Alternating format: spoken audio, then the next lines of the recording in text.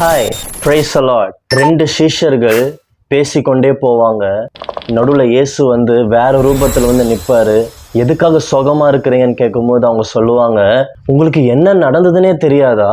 இயேசுன்ட்டு ஒரு பயங்கரமான தீர்க்கதரிசி. அவர் பேசும்பொழுதும் அவர் செய்கிறதும் ரொம்ப பயங்கர அதிசயமா இருந்தது. அவர் தேவனுக்கு முன்னாடியும் ஜனங்களுக்கு முன்னாடியும் பயங்கரம் வல்லமையா இருந்தாரு அப்படின்னு சொல்லுவாங்க. அதே போலதான் இன்னைக்கு நீங்களும் கூட வெறும் தேவனுக்கு முன்பாக மட்டும் இல்லை, அதே போல மனுஷங்களுக்கு முன்பாக மட்டும் இல்லை, 2 பேருக்கு முன்பாகவும் வல்லமையா இருக்கணும்.